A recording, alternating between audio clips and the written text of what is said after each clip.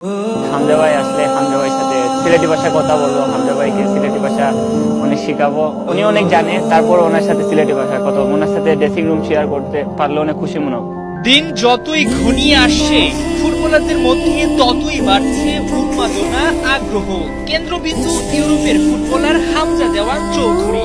আরো স্পষ্ট করে বললে, বাংলাদেশের জার্সিতে অভিষেক হওয়ার অপেক্ষায় হবিগঞ্জের ছেলে হামজা।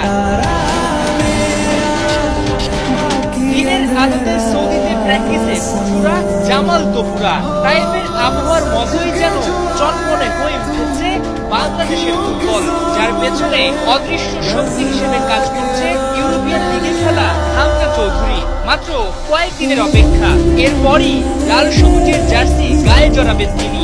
দক্ষিণ এশিয়ার সবচেয়ে বড় তারকা ফুটবলারকে পেতে দিন গুনছে বাংলা। ড্রেসিং রুম শেয়ারে মুখিয়ে লাল সবুজরা। ইংল্যান্ডে বড় হলেও হামজার শিকড় যে বাংলাদেশের হবিগঞ্জে। এখানে এর আগেও তিনি এসেছেন, তবে এবারের আশাটা অন্যরকম।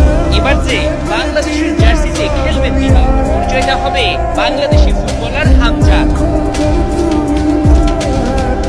তাইফে হামজা নেই, তবে ফুটবলারদের মনে প্রাণে তাকে নিয়ে চলছে নানান রকম জল্পনা কল্পনা। কবে তিনি দলের সঙ্গে যোগ দিবেন, তার সঙ্গে ফুটবল নিয়ে চলবে এসব আলোচনা।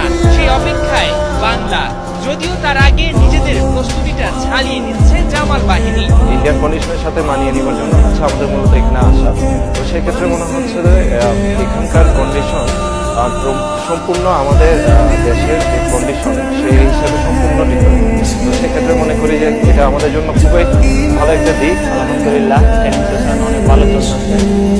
আগেও সৌদি আরব ছিলাম, অনেকটা ওয়েদের সাথে ম্যাচিং হয়েছে। সিনিয়ররা অনেক গাইছে, অনেক কিছু শিখায়, কোচও অনেক কিছু শিখাচ্ছে। সুদানের সঙ্গে প্রস্তুতি ম্যাচ খেলার কথা থাকলেও আপাতত তা পিছিয়ে গেছে। এখন স্থানীয় ক্লাবের সঙ্গে প্রস্তুতি ম্যাচ খেলার ব্যবস্থা করছে টিম ম্যানেজমেন্ট।